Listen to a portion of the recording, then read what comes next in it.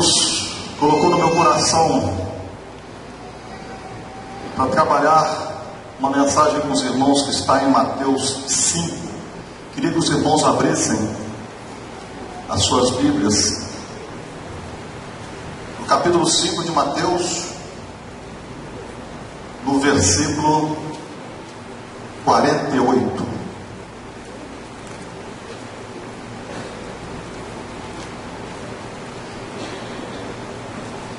O que diz a palavra de Deus? Portanto, sede vós perfeitos, como perfeito é o vosso Pai Celeste. Você é perfeito? Você pode dizer que você é perfeito aos olhos do Pai? Você pode fechar suas Bíblias. Eu quero voltar aqui lá no início, e eu vou falar rapidamente aqui. Se você ficar lendo, você pode distrair a atenção do que eu vou dizer. Mas o que Jesus falou isso daqui? Lá no início, versículo 1, diz assim: vendo Jesus as multidões, subiu ao monte, como se assentasse, aproximaram-se os seus discípulos, e ele passou a ensiná-los, dizendo: você é discípulo de Jesus? É mesmo? O que ele disse lá? Versículo 3: bem-aventurado os humildes de espírito. Somos humildes? Bem-aventurados os mansos, porque herdarão a terra. Temos sido mansos? Bem-aventurados que têm fome e sede de justiça. Nós estamos com essa fome de justiça. Bem-aventurados misericordiosos. Bem-aventurados pacificadores. No versículo 13 ele diz lá: vós sois o sal da terra. Você tem sido sal neste mundo tão perverso. Vós sois a luz do mundo. Temos sido luz, temos clareado esse momento de trevas que estamos vivendo sobre essa terra. Eu, porém, vos digo: aquele que sem motivo se irá contra o seu irmão estará sujeito a julgamento. Sem motivo. Se você se aborrecer com algum irmão sem motivo, e olha que isso acontece. Às vezes, por eu falar alguma coisa aqui, pode ser que você fique irado comigo, sem motivo. Quem proferir um insulto a seu irmão estará sujeito a julgamento.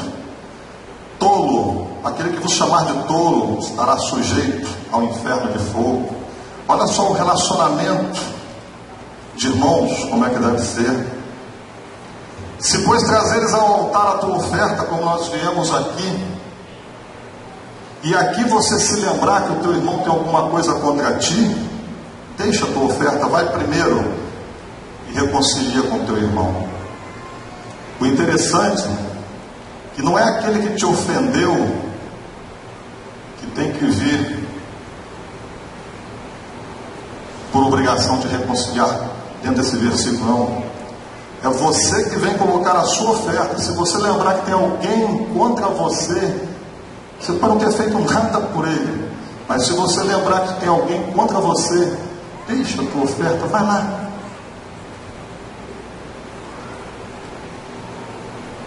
Versículo 27 e 28: não adulterarás. Qualquer que olhar para uma mulher impura, uma mulher com intenção impura no coração, já adulterou com ela. E aí, juventude? E aí, turma de namorados? Como é que está o proceder de vocês? Qualquer que repudiar sua mulher, exceto em caso de relações sexuais ilícitas, a expunha a tornar-se adúltera. Olha aí os divórcios. Casados estão com problemas, Deus é contra o divórcio. Se alguém te obrigar a andar 1 milha, vai com ele 2. Olha a paciência que nós devemos ter. Às vezes pessoas imaturas, novas na fé, e às vezes a gente não tem paciência. Amai os vossos inimigos e orai pelos que vos perseguem. Orar por inimigo, orar por amigo, orar pelo irmão querido, isso é muito bom, muito tranquilo. Mas ele manda orar por quem não gosta da gente. E aí ele, resumindo tudo isso, ele diz assim: portanto, depois que ele fala tudo isso para os discípulos, portanto, sede vós perfeitos, como perfeito é o vosso Pai Celeste. Irmãos, volta e meia, eu já encontrei, talvez você já viu, irmãos desanimados com a vida cristã, irmãos tristes, abatidos, às vezes sem ânimo, por causa de sentimentos de acusação, porque o inimigo é o nosso acusador, acusação dos nossos pecados, porque nós erramos, falhamos, e aí, não poucas as vezes nos submetemos a um processo de peso dentro da gente, sentimento de acusação, e que às vezes isso nos esmaga, ou então frustração por não conseguirmos viver uma vida que o Senhor quer que nós vivamos, uma vida que o Senhor espera da gente. Às vezes você lê tudo isso daí e você diz assim: puxa vida, como está difícil, eu não estou conseguindo viver essas coisas, e aí você se abate. Quantas vezes que a gente promete, faz promessas para nós mesmos: eu vou mudar isso, eu vou mudar aquilo, daqui para frente eu vou ler a Bíblia todo dia, daqui para frente eu não vou dormir sem orar. Passa um dia, 2, olha lá, e você falha. Falhamos no testemunho pessoal, né, de uma vida transformada. Nós falhamos em tantas coisas, falhamos no perdoar. Lendo o Salmo 51, versículo 5, Davi diz assim, eu nasci na iniquidade e em pecado me concebeu minha mãe. Por causa do pecado original, todo homem nasce em pecado. O homem, por essência, a sua natureza, ela é pecaminosa, ele é pecaminoso, ele já nasceu em pecado. E aí, quando Jesus nos pede para sermos perfeitos, não parece uma injustiça de Deus, injustiça por parte dele, nos pedir isso? Porque ele sabe que nós temos essa natureza, que por termos essa natureza, nós estamos sujeitos a errar. Nós vamos errar.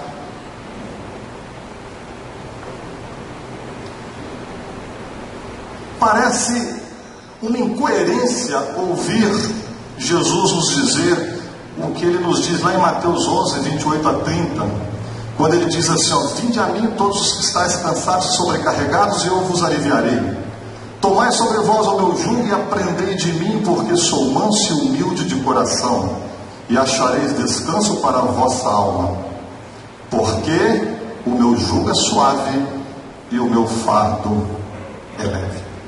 Irmãos, parece uma incoerência esse pedido de perfeição, porque que jugo suave e fardo leve é esse que Jesus diz que ele tem para nós? O fardo dele é tranquilo, quando por não poucas vezes a gente se sente frustrados por não conseguirmos obedecer aos princípios da palavra dele. não conseguimos viver uma vida cristã que agrade o coração dele. Aceitei a Jesus. E agora, quando penso que tudo vai ser tão mais diferente, muitas das vezes carregamos um peso, principalmente por causa das nossas consciência de condenação. Quantas coisas a gente faz errada, já fizemos,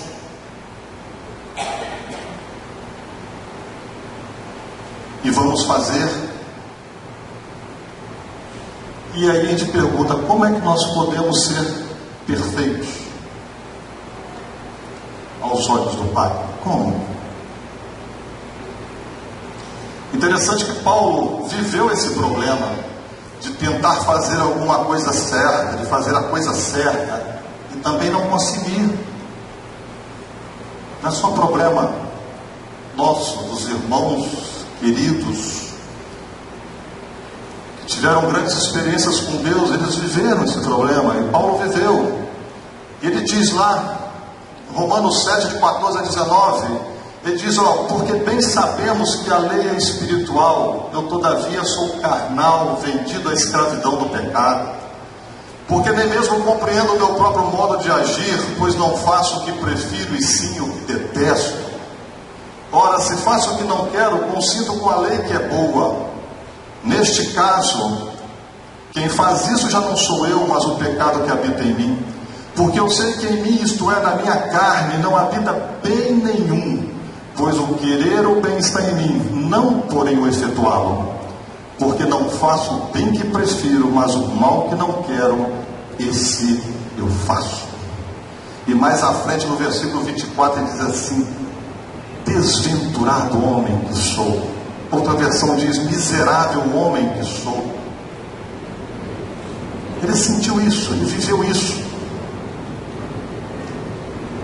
E aí, é a minha pergunta, será que é possível alguém que já errou tantas vezes, que está sujeito a errar, ser perfeito para Deus?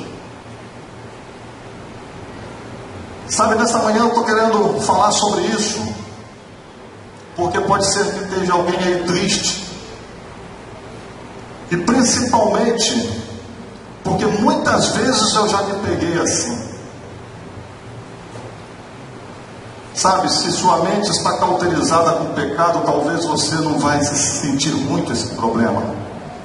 Mas se sua mente não está cauterizada com o pecado, se você é um filho de Deus que tem temor, que quer agradar ao coração do Pai, pode ser que em alguns momentos você sinta isso, de ver tantas falhas e dizer, Senhor, e aí? Parece que Deus não está vendo. Quem se sente assim parece que Deus não está nem aí para o problema dele. Pensa que ele não tem sido merecedor da graça de Deus, das bênçãos de Deus. E eu estou falando isso porque outro dia eu peguei um estudo de um irmão que colocava 4 coisas que nós devemos fazer para sermos abençoados. Se você pensar dessa forma, você vai estar anulando a graça de Deus na sua vida. Nós não temos que fazer nada para sermos abençoados. Jesus já fez tudo. Talvez por causa desses constantes erros, você possa até vir à reunião aí aos domingos, por um dever de consciência, por um dever da religião, de que eu tenho que ir à reunião da igreja, e que alguns dizem eu tenho que ir à igreja, e não está certo. E aí ele vem, ouve, e em vez de sair feliz, alegre, às vezes sai triste, volta para casa frustrado. E quem sabe, até mesmo sem ânimo nenhum para trabalhar na obra do Senhor, por causa desses sentimentos. Porque pensa que por causa dos seus erros, você não está apto a ser usado por Deus. É interessante, irmãos. A Bíblia diz que nós devemos jejuar, orar e jejuar. A Bíblia diz que tem uma casta de demônios que só sai com jejum e oração. E aí um dia, lá no retiro, o demônio caiu, uma pessoa caiu no chão, possuída. E quando eu vi aquilo, eu me travei, porque naquela semana eu não tinha jejuado. Irmãos, nós somos sujeitos a acontecer essas coisas, nós somos seres humanos, e nós precisamos de maturidade. Talvez nessa falta de ânimo, seja o motivo pelo qual muita gente não frequenta grupo familiar. Se você está aqui nessa manhã que não frequenta um grupo, só no seu coração, vê se não é isso. O fato é que o versículo diz: sede vós perfeitos, como perfeito é o vosso Pai Celeste. Irmãos, o interessante é que Jesus não está pedindo, não está dizendo, por favor, procurem ser perfeitos. É a ordem, ele está ordenando: sede vós perfeitos.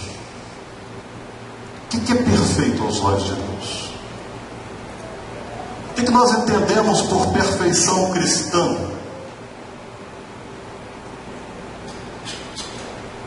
Será que a palavra de Deus tem alguma coisa a nos mostrar acerca disso? Tem. Vamos ver algumas coisinhas aqui. Gênesis 5:24. Não precisa abrir não. Diz assim lá: e andou Enoque com Deus, e não se viu mais, porquanto Deus para si o tomou. Irmão, se Deus decide levar alguém para o céu, como foi Enoque, trasladado, não viu a morte, deve ser porque esse alguém é perfeito. Porque se não fosse, Mas qual foi o motivo pelo qual Deus levou Enoque para junto de si? Qual foi o motivo? O que diz o versículo? E andou Enoque com Deus. O motivo era que Enoque andava com Deus. O livro de Gênesis, no capítulo 6, versículo 9, Deus afirma lá que Noé era homem justo e íntegro entre os seus contemporâneos. Noé andava com Deus. Olha só, Noé era homem justo e íntegro entre os seus contemporâneos. Como seria maravilhoso se nós hoje ouvíssemos isso de Deus, ouvíssemos Deus falando isso a nosso respeito. Serginho, você é um homem justo, íntegro e reto nessa geração em que estamos vivendo. Que coisa maravilhosa, não seria? O que mais nós poderíamos esperar? Mas por que Noé foi considerado um homem justo e íntegro? A palavra de Deus diz lá: Noé andava com Deus. E sobre Abraão, o eternizado pai da fé, o homem que quando todo mundo fala, esse é o cara. Um dia Deus se apresenta para ele, lá em Gênesis 17, versículo 1, e diz assim: Abraão, eu sou o Deus Todo-Poderoso, anda na minha presença e ser perfeito. Tudo que Deus esperava de Abraão é que Abraão andasse na presença dele porque, por consequência desse andar, ele seria um homem perfeito. Que dizer de Davi? Lá em Atos 13, versículo 22 está escrito: achei Davi, filho de Jessé, homem segundo o meu coração, que fará toda a minha vontade. Já pensou? Deus falando isso de você?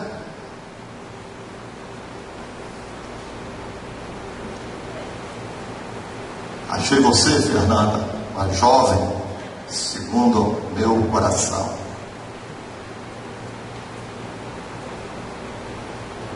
O que a Bíblia diz lá no Salmo 116, 9? Andarei perante a face do Senhor na terra dos viventes. Por que Davi se tornou esse homem segundo o coração de Deus? A resposta está aí no Salmo 116, 9. Andarei perante a face do Senhor na terra dos viventes. Irmãos, nós podemos notar na vida desses 4 homens uma frase comum entre eles: andou com Deus. Homens que andaram com o Senhor. Todos eles foram perfeitos porque andaram com o Senhor. Nas experiências deles, eles tinham chegado ao ponto de não conseguirem viver separados de Deus. Por isso Deus os considerou santos, justos, íntegros e retos, homens perfeitos aos seus olhos. Mas eu tenho certeza que nesse momento você deve estar doido para me fazer uma pergunta. E existe uma pergunta a ser feita: esses homens nunca erraram? Esses homens nunca cometeram um erro? Enoque segurou o braço de Deus, caminhou com Deus, e não temos notícias na Bíblia de que ele tenha caído uma única vez. É um silêncio. A Bíblia não fala de erro na vida de Enoque. Mas, abrindo parênteses, creio eu, porque do silêncio textual nós não podemos doutrinar nada, creio eu, que ele deve ter sim cometido muitos erros, porque ele era homem nascido em iniquidade, como todos nós. E a palavra em 1 João 1,10 diz: se dissermos que não temos cometido pecado, fazemos-no mentiroso, e a sua palavra não está em nós. Mas eu não quero entrar nessa questão. A questão é que em Enoque não se encontrou, na palavra de Deus, um único erro. E Deus deve ter seus motivos de assim ter deixado. Noé. E o Noé? Um dia, coitado, ficou tão bêbado que tirou a roupa, ficou nu, dando um vexame para toda a sua família, inclusive levando o seu filho Cã a ser amaldiçoado. Você já fez isso? Você já cometeu esse tipo de problema? Noé fez. E interessante é que Deus disse que ele era justo, íntegro entre os seus contemporâneos. Para Deus, ele era perfeito. Abraão, coitado, um dia ele foi tão covarde que teve medo de dizer que Sara era sua mulher, e afirmando que ela era sua irmã, quase empurrou o Faraó ao adultério. Os resultados disso teriam sido uma catástrofe se Deus não tivesse intervido naquela noite de forma milagrosa. E se eu não me engano, acho que Sara era meia mulher, né? Meia irmã, não é isso? Uma coisa nisso. Quer dizer, aí a pessoa vem com aquela mentirinha, meia mentirinha, que às vezes a gente costuma, né, fazer. Mas cuidado, que não existe meia mentira, mentira é mentira. Interessante que Abraão teve fé para obedecer a Deus, em sair de sua parentela, sair de sua casa, largar tudo, em direção a uma terra que ele não sabia qual era. Ele teve fé para isso.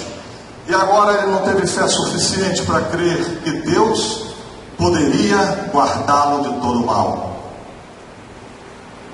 Mas, mais tarde, aprendendo com seus erros e aperfeiçoando a sua caminhada com Deus, ele teve a sua fé provada e aprovada. Interessante que mesmo com tamanho erro, sabe o que Deus disse dele? Abraão era perfeito. E o que dizer de Davi? Esse foi terrível. Mergulhou nas profundezas do pecado. Ele adulterou. E não só adulterou, como mandou matar Urias. Ele foi ao submundo do pecado, da intriga e do assassinato. Adultera e depois, para tentar encobrir um problema, ainda manda matar. Cuidado, a Bíblia diz que um abismo gera outro abismo, um pecado chama outro pecado. Cuidado, você começa com uma coisinha boba aqui, mas essa coisinha boba daqui a pouco vai te levar uma coisona, se é que existe esse nome. Agora, o que Deus fala sobre isso? Você já fez? Já cometeu isso? Já mandou matar alguém? Eu nunca mandei. Você já adulterou? Bom, aí eu não vou entrar nessa questão. Mas, pasme você, porque a Bíblia diz que ele foi um homem conforme o coração de Deus.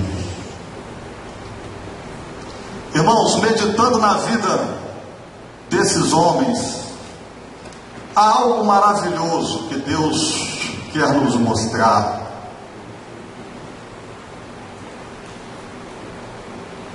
Com a experiência deles. Algo que, se nós entendermos bem, tem o poder de mudar nossa vida, nos mostrando que existe um horizonte infinito de paz e esperança. É preciso entender, irmãos, para muitos cristãos, uma pessoa é perfeita quando ela nunca comete um erro. Estou falando para os cristãos.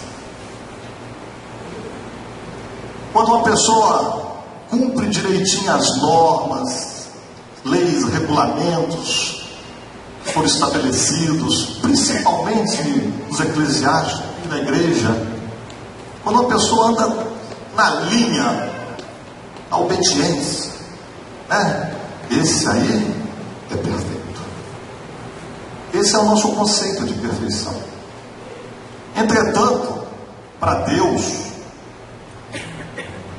uma pessoa perfeita é quando ela se dispõe a andar com Ele, quando ela faz da pessoa de Jesus a coisa mais importante da sua vida. Para Deus, irmãos, uma pessoa perfeita não é uma pessoa que não erra, porque Ele sabe a nossa natureza. Para Deus, uma pessoa é perfeita quando ela olha para a cruz e se apaixona por Jesus. ao ponto de dizer: ó Senhor, eu dependo de Ti, eu Te amo. Sem o Senhor, a vida não tem sentido, eu não vou conseguir chegar a lugar nenhum. Por favor, ajuda-me a caminhar contigo, me ajuda. Mas nós entramos por este caminho, é onde Deus começa a olhar para nós e dizer assim: aí vai um varão perfeito. Paulo viveu esse problema, na luta com as fraquezas, com o pecado. Entretanto, ele conhecia muito bem a solução de um caminhar perfeito na presença de Deus. Ele conhecia. Ele falou aquilo lá atrás: miserável homem que sou. Mas o que diz logo à frente? Graças a Deus por Jesus Cristo, nosso Senhor. Irmão, se não for Jesus, nada mais é. Nada mais tem sentido, nem valor. Quando nós entendemos que a vida sem Jesus, ela não tem sentido algum, que nós dependemos dele, aí sim, ele segura as nossas frágeis mãos, com as mãos de poder dele. E nesse momento do toque, tocou-me, nesse momento do toque, ele apaga para sempre da sua memória todas as nossas falhas e os nossos pecados. Não interessa o que você já fez, o que está fazendo, o que fez, no momento presente, ele apaga. Ele diz lá em Hebreus 8, versículo 12: pois para com as suas iniquidades usarei de misericórdia, dos seus pecados eu jamais me lembrarei. Por que ficar nós lembrando, nos martirizando, nos atormentando? As coisas velhas se passaram, tudo se fez novo. Irmãos, é isso que a gente precisa entender e buscar essa maturidade, porque a vida cristã nossa vai ser muito diferente se nós entendermos isso. Não importa se em algum momento da nossa vida nós já fomos bêbados, covardes, adúlteros, assassinos, mentirosos, seja lá o que for, fofoqueiro, rebelde, o que nós possamos ter feito, não importa. Para Deus tudo fica esquecido, tudo fica enterrado. Sabe por quê? Porque no momento que eu aceito Ele como meu Senhor, nós reconhecemos Jesus como Senhor. Senhor é aquele que é dono. Se Jesus é o seu Senhor, Ele é o seu dono. Você não tem poder sobre a sua vida. No momento que nós entendemos isso, o nosso viver diário, a nossa vida passa a ser substituída pela vida dele. Porque é o que Paulo diz lá em Gálatas 2:20: vivo, mas não eu, mas Cristo vive em mim. Cristo viver em mim é vida transformada, é vida substituída. O Filho de Deus, ele tem uma vida substituída pela vida de Jesus, porque quem habita aqui agora é o Senhor.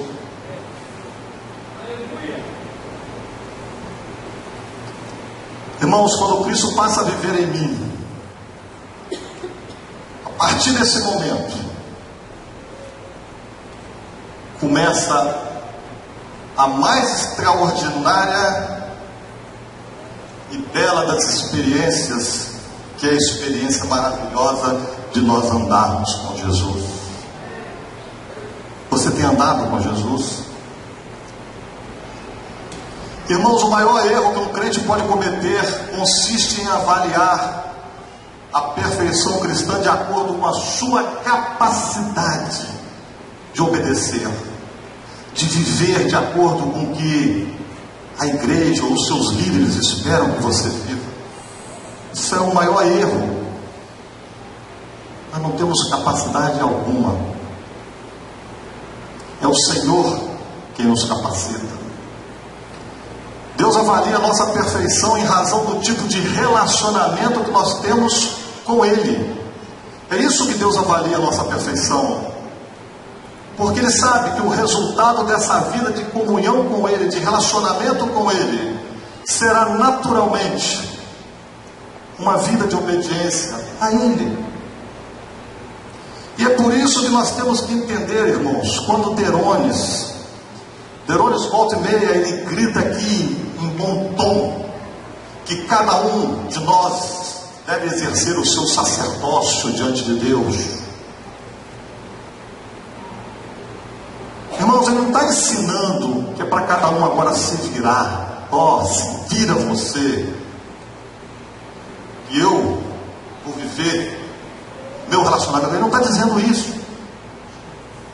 Até porque a Bíblia diz que nós devemos carregar as cargas uns dos outros. Ele seria muito maluco se ele estivesse falando o contrário disso. E eu estou dizendo isso porque tem gente que critica essa frase do Derones, porque não entende que ele está ensinando e tentando fazer a gente entender que nós devemos buscar um relacionamento direto com Deus e não ficar dependendo de um líder, de um homem, de ninguém. Nós temos que depender de Deus, porque o nosso relacionamento com Deus é que vai mostrar, vai fazer com que o nosso viver diário seja totalmente diferente. É esse relacionamento de Deus que vai nos transformar. Porque por aí afora as pessoas estão dependentes de um homem. Você liga uma televisão, você vê uma multidão de não sei quantas mil pessoas, tudo lá. Para aí, deixa eu passar a mão em você, me dá um paninho, toma aqui um paninho. O infeliz sai dali, vai para casa. E aí? Porque o recurso dele ficou lá. É Deus. Se for o Senhor, onde quer que você estiver, você estará bem, porque ainda que eu passe pelo vale da sombra da morte, não temerei medo algum, porque tu estás comigo. Irmãos, o profeta Miqueias, no capítulo 6, versículo 8 de seu livro, ele nos dá uma dica sobre a maneira certa de nós andarmos com Deus. Ele diz lá assim, ele te declarou ao homem o que é bom, e o que é que o Senhor pede de ti, senão que pratiques a justiça, que ames a beneficência e que andes humildemente com o teu Deus. Miqueias 6:8. Irmãos, a questão não é simplesmente andar com Deus, porque muitos dizem que andam. A questão é, você está andando humildemente com o Senhor? E o que é andar humildemente? Andar humildemente é permitir que o Senhor dirija sua vida. É a humildade de dizer o seguinte: Senhor, eu não sei andar por minhas próprias pernas. Eu preciso que o Senhor me guie. Andar humildemente, irmãos, é entender que é Ele que tem que mostrar o caminho pelo qual nós devemos andar. É Ele quem tem que dizer para nós como as coisas devem ser. E Deus fala. E Deus fala. O problema é que muitas vezes nós estamos diante de algumas situações que a gente só procura saber o que Deus está dizendo quando os nossos recursos se esgotam. E aí sim, eu vou para o joelho. Oh Deus de misericórdia. Mas você já tentou de todas as maneiras fazer a sua maneira. E você não consegue ouvir a voz de Deus. Irmãos, se nós amamos o Senhor de fato, se nós não estamos aqui só de brincadeirinha e dizer que nós somos crentes, se nós o amamos, nós devemos aceitar o seu conselho e a sua direção, porque Ele sabe o que é melhor para cada um de nós. Ele sabe. Não somos nós que devemos dirigir nossos caminhos e nem também carregar Deus com a gente. Tem gente que parece que faz isso. Ele é o meu pai, é o teu pai, se você já tem Jesus. Nosso irmão querido, amado, ele é tudo para nós. Se nós entendermos o que é ter Jesus, nós vamos entender que ele é tudo. E eu apenas devo lançar sobre ele, sobre os braços dele, e lançar, e caminhar por onde quer que ele quer que eu caminhe, e fazer o que ele quer que eu devo fazer. Essa é a nossa posição. Essa é a nossa posição. Irmãos, tudo isso só terá sentido, tudo isso que eu estou falando, só terá sentido se nós tivermos um amor profundo pelo Senhor. Se existir um relacionamento profundo entre nós e Ele. Porque se não existir esse relacionamento, a vida vai se tornar vazia, oca, sem sentido algum. Aí sim o cristianismo passa a ser um fardo para nós, uma carga pesada de proibições, de deveres, uma carga de sentimentos de culpa, tudo isso. E a gente pode carregar essa carga por um bom tempo, até que um dia chega ao limite, não dá mais, não aguento mais. Um dia você acorda. O problema é quando você acorda, você já sofreu muito. E aí quando você acorda, ou você vai mudar, ou então, você vai se tornar uma pessoa sem vida, como uma máquina, que carrega o fardo das obrigações, irmãos que cumprem, que obedecem, tudo bonitinho, mas máquinas, sem alegria, sem paz, sem gozo, sem entusiasmo, incapazes de saber o que é desfrutar da presença maravilhosa do Senhor. Irmãos, andar com Deus é tê-lo presente em nosso dia a dia, tê-lo presente, é consultar antes de uma decisão, antes de iniciar um namoro. Pensa nisso, o que a Bíblia fala acerca disso? Primeiro, que na Bíblia não tem namoro. Namoro é a invenção do mundo, mundanismo. Namoro é para eu conhecer. Conhecer o que você vai conhecer? Você não vai conhecer nada. O molequinho vai esconder as unhas. Tem gente aí que namora 10 anos, casa com um mês e se separa. O que ele conheceu? 10 anos, não dá para conhecer, não é? Consulte a Deus. Você tem temor de Deus no seu coração? Pergunta a Deus: Senhor, é esse caminho que tu queres que eu entre? Andar com Deus. Esse negócio de namoro eu falo para os pais também, tá? Quero falar para pai também, não é só para jovem não, solteiro não, porque infelizmente tem pais que estão enfiando os filhos, empurrando os filhos para o abismo, porque acha bonitinho. Ei, meu menino é macho mesmo, olha lá, tá com a menininha. E você acha que isso não passa na cabeça da gente não? Passou na minha. Eu tenho uma filha com 20 anos, tenho uma com 17, vai fazer 18, E eu fico olhando assim e falo: meu Deus, minha filha com 20 anos, nunca namorou. Ô Senhor, tem hora que dá até vontade de dizer assim: poxa, eu queria até ver ela namorando para saber. Ela gosta que homem mesmo. Você pensa que isso não passa na cabeça? Mas aí eu vou: Senhor, é o Senhor. Se o Senhor não fizer nada, eu tenho que crer que Ele está guardando a minha filha. Então, pais, só acordem com isso, tá? Cuidado, que um dia quando seu filho estiver na miséria chorando, a culpa vai ser sua.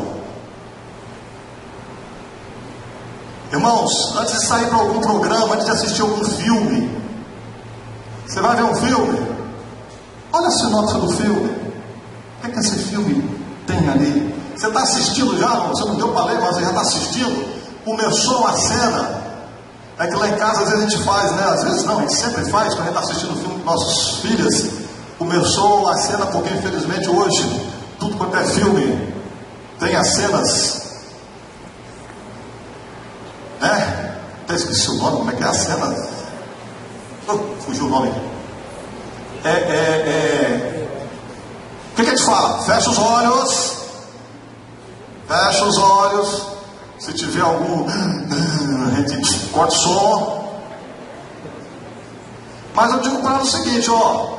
Enquanto eu estou aqui na beira de vocês, tudo bem, eu estou vendo vocês os olhos fechando. Quer saber logo que não tiver. Se vocês estiverem na turminha de vocês, se estiverem no cinema, vocês estão fechando os olhos também? Pedindo misericórdia a Deus? Irmãos, andar com Deus é antes de usar um determinado tipo de roupa. Vai para o espelho, olha para a tua roupa e diz: Senhor, tu irias com essa roupa? Tem nada a ver. Tem nada a ver, tem sim. Homem é olho, homem é olho. Irmãs, acordem para isso. Homem é olho, vem com os peitos para fora que não, porque a homarada, olha, não tem jeito. Ah, porque você não é espiritual. Não, é espiritual. Vamos acordar para essas coisas. Você, para ser bonita, bela, não precisa estar mostrando nada não. Irmãos, andar com Deus é por amor. Deixar certos usos e costumes que às vezes a gente carrega com a gente, em nome da liberdade que a gente tem em Cristo Jesus, mas que podemos estar sendo motivo de escândalo para alguém. Então, por amor, eu vou deixar. Irmãos, nós devemos fazer isso ou deixar de fazer aquilo por amor a Jesus. Não é porque eu estou falando e ninguém vai falar aqui. Se você não tiver amor por Jesus, você vai continuar vivendo a sua vida, a sua maneira. E eu quero concluir essa palavra perguntando: é possível ser perfeito? Se você continuar achando que para ser perfeito é você nunca cometer um erro, não, claro que jamais será perfeito. Mas se você entender que para Deus ser perfeito é andar com Ele, como andou Enoque, Noé, Abraão, Davi, certamente você será perfeito, como nosso Senhor pede lá em Mateus 5,48. Foi por andar com Deus que esses 4 homens foram perfeitos aos olhos dele. Enoque se segurou na mãozinha do Senhor, não ouvimos nada de erro dele, e ele foi. Já Noé, Abraão e Davi tiveram muitos erros, mas andaram com Deus, tropeçaram, caíram feio, como nós caímos. Estamos sujeitos a cair, vamos cair. Pense você que você vai sair daqui hoje: oh, nunca mais eu caio. Não. Escorregaram, mas eles seguraram o braço de Deus. Eles não ficaram caídos, eles continuaram a caminhar, e Deus os considerou tão perfeitos como considerou Enoque. Irmãos, tenha isso na sua mente. Nós vamos errar porque nós estamos sujeitos ao erro. Mas eu quero lembrar aqui que eu não estou aqui dizendo que, oh, maravilha, agora nós podemos sair, cair aqui, cair ali, porque eu sou perfeito. Eu quero lembrar aos irmãos que o nosso errar, ele não deve ser um errar consciente. Deus nos deu o poder de decidir entre o fazer o certo e o errado. Deus nos deu esse poder. Os nossos erros e os nossos pecados, eles só devem acontecer por causa de um descuido, por causa de um escorregão, por causa da falta de vigilância. Orar e vigiar. Então, porque você não vigiou, você está sujeito a escorregar. E você já tomou escorregão?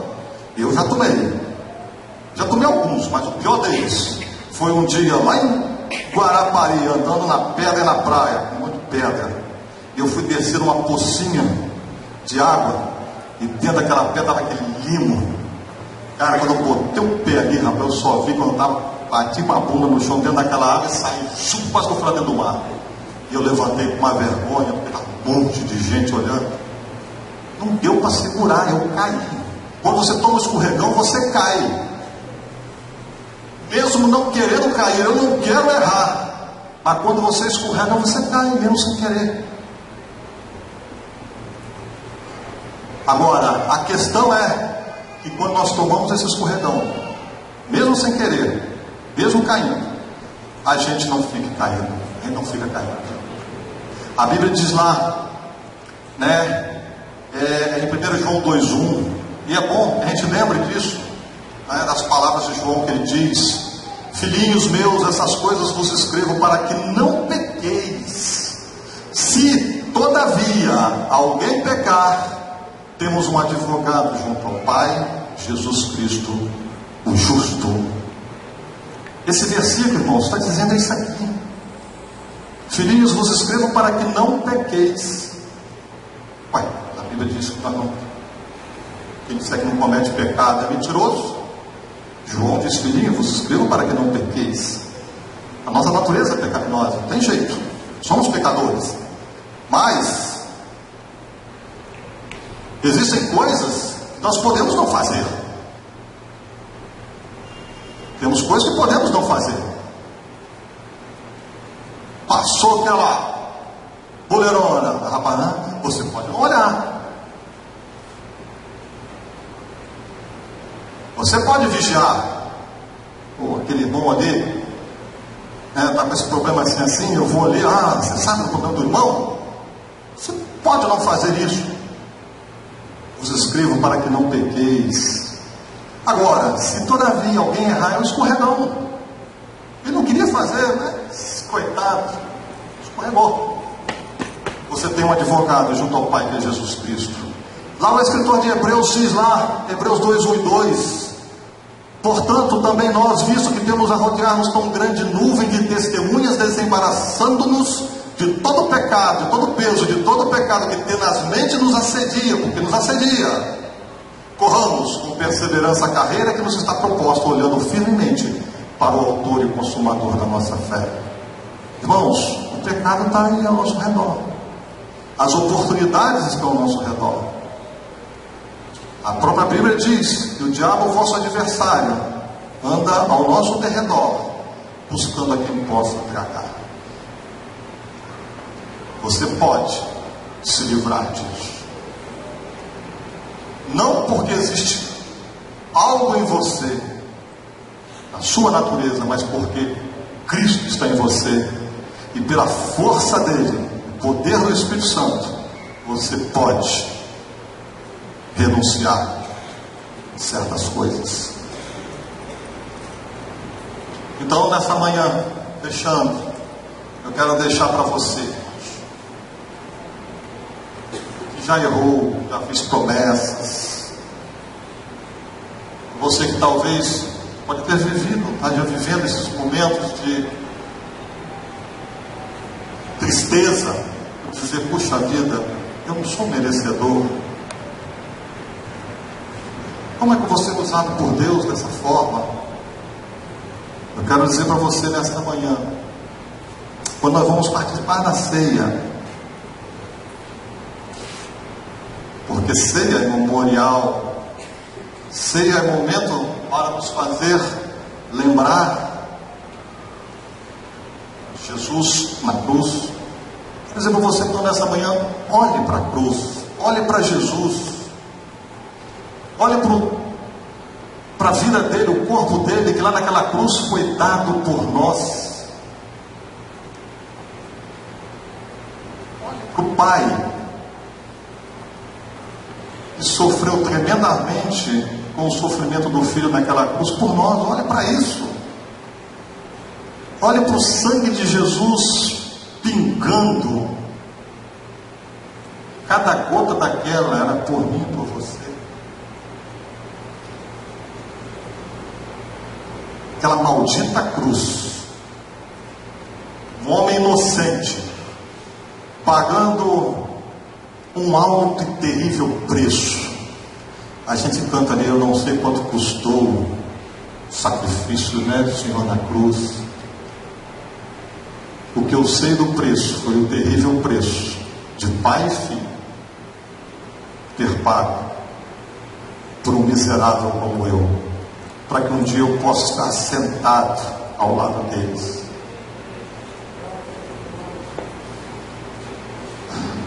Irmãos, por que você acha que ele sofreu tanto? Por quê? Porque ele te ama. Tudo aquilo por amor a você e a mim.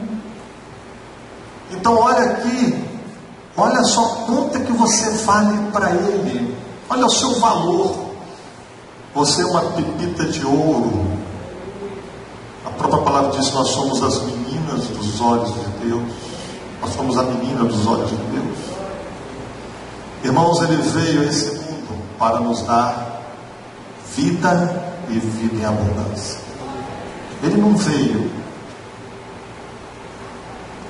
para você sair aí com a carga pesada nos seus ombros, não. O jugo dele é suave. Por isso, o fardo dele é leve. Por quê? Porque ele nos conhece. E que independente das nossas mazelas, ele está sempre pronto a nos reerguer. Irmãos, quando um pai aqui, vê o seu filhinho de 11 meses, 10 por aí, começando a dar os primeiros passinhos, o pai fica todo serelepe, aquela alegria, meu filhinho está começando a andar, que coisinha linda, né? Mas quando ele vê naquele momento o filho dele cair ao chão, o que o pai faz? O pai não corre para dar umas varadas na bunda dele, não, castigar você porque você caiu, você não soube andar. O pai não faz isso, não. Pelo contrário, ele corre em direção ao filho, desejoso em ajudá-lo. Porque para ele, pai, a coisa mais maravilhosa da vida é ver o filhinho dele aprendendo a andar. E assim Deus conosco. Assim Ele conosco. Se você de fato recebeu de fato no seu coração Jesus Cristo na sua vida como seu Senhor e Salvador, Deus, Ele é o seu Pai. A todos quantos o receberam, deu-lhes um poder de serem feitos filhos de Deus. Por aí afora todo mundo é filho, né? Então, irmãos, se Ele é seu pai, se você é filho dele, Ele tem esse prazer de correr ao seu encontro cada vez que você cair, desejoso de ver você levantar e você aprender a caminhar, não caindo mais. É isso que Ele quer de você. Amém, irmãos?